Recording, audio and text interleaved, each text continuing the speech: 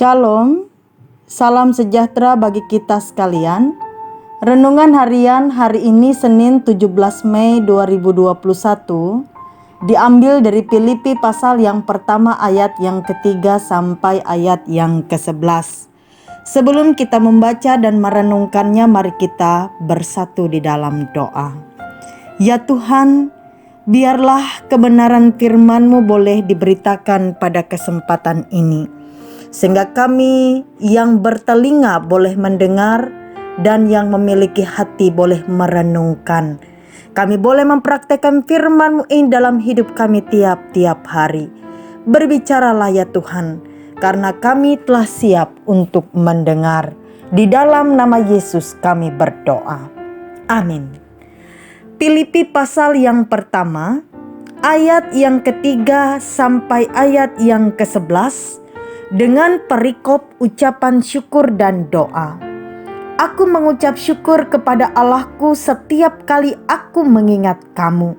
Dan setiap kali aku berdoa untuk kamu semua, aku selalu berdoa dengan sukacita. Aku mengucap syukur kepada Allahku karena persekutuanmu dalam berita Injil mulai dari hari pertama sampai sekarang ini. Akan hal ini aku yakin sepenuhnya, yaitu Ia yang memulai pekerjaan yang baik di antara kamu akan meneruskannya sampai pada akhirnya pada hari Kristus Yesus. Memang sudahlah sepatutnya aku berpikir demikian akan kamu semua, sebab kamu ada di dalam hatiku. Oleh karena kamu semua turut mendapat bagian dalam kasih karunia yang diberikan kepadaku, baik pada waktu aku dipenjarakan maupun pada waktu aku membela dan meneguhkan berita Injil. Sebab Allah adalah saksiku betapa aku dengan kasih mesra Kristus Yesus merindukan kamu sekalian.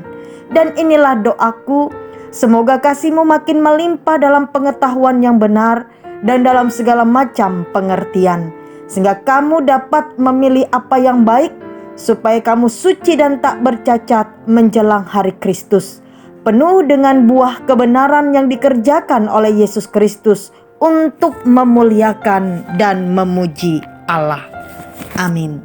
Bapak, Ibu, saudara-saudara, gereja di Filipi ada sebagai buah dari pemberitaan Injil yang dilakukan oleh Rasul Paulus. Untuk mengajar dan membimbing mereka, Rasul Paulus datang mengunjungi mereka secara langsung. Untuk kali ini, sepertinya ada hal yang berbeda. Rasul Paulus tidak dapat datang, tetapi hanya menulis surat kepada mereka. Apa yang terjadi? Ternyata ketika surat ini dibuat, Rasul Paulus sedang berada di dalam penjara yang berada di Roma. Di dalam suratnya ini, Rasul Paulus berdoa untuk jemaat atau orang-orang percaya yang ada di Filipi. Ia berdoa untuk persekutuan dan berita Injil yang masih ada sampai saat itu. Ia berdoa agar jemaat Filipi makin melimpah dalam kasih karunia yang telah ada dan akan selalu ada di antara mereka. Ia berdoa supaya jemaat Filipi bertumbuh dalam pengetahuan akan firman Tuhan, sehingga mereka bisa membedakan antara yang benar dan salah, antara yang baik dan jahat, supaya mereka suci dan tak bercacat menjelang hari Kristus yang akan segera datang. Di sini kita bisa melihat bagaimana kecintaan Rasul Paulus yang besar terhadap anak-anak rohani, yakni orang-orang percaya yang selama ini ia layani. Meskipun ia sendiri sedang menderita, tapi ia selalu mengingat mereka dan berupaya untuk terus menyatakan kasih dan perhatiannya. Bagi Rasul Paulus, apapun yang terjadi yang menimpa dia tidaklah lebih penting daripada tugas tanggung jawabnya dalam pelayanan yang telah dipercayakan Allah kepadanya. Oleh sebab itu, selagi masih ada waktu dan kesempatan, apapun kondisinya, Rasul Paulus akan tetap dan terus melayani. Apa yang dilakukan Rasul Paulus inilah patokan atau ukuran bagi kita. Arti mengucap syukur dalam segala hal. Jadi Bukan hanya sekedar kata-kata "aku bersyukur", tapi sikap hidup yang ditunjukkan melalui tindakan-tindakan nyata. Ungkapan syukur Paulus tertuang melalui kata dan juga tindakan hidupnya.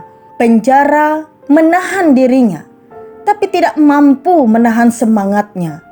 Terali besi memisahkan ia dengan orang-orang yang ia layani, tapi terali besi tidak bisa memisahkan kasihnya dengan jemaat Filipi. Hati dan jiwanya terus melayani Tuhan. Inilah yang ia katakan, jauh di mata tetapi dekat di hati. Secara fisik terpisah, tapi di dalam doa mereka bersatu. Bapak, Ibu, saudara-saudara, melalui apa yang dilakukan oleh Rasul Paulus ini, apa yang dapat kita pelajari? Yang pertama, dalam kehidupan kita, masalah pasti ada. Tapi jangan biarkan masalah membuat kita menyerah sehingga tidak bisa berbuat apa-apa lagi. Contoh, Rasul Paulus. Ia menghadapi masalah berat tapi ia tidak menyerah. Ia tetap bisa berkarya, tidak bisa berjumpa, tapi ia tetap bisa menulis surat. Ia sedang menghadapi masalah. Seharusnya ia yang didukung dan didoakan, tapi kenyataannya ia tetap berdoa dan mendukung orang-orang yang ia kasihi agar terus bertumbuh dalam iman.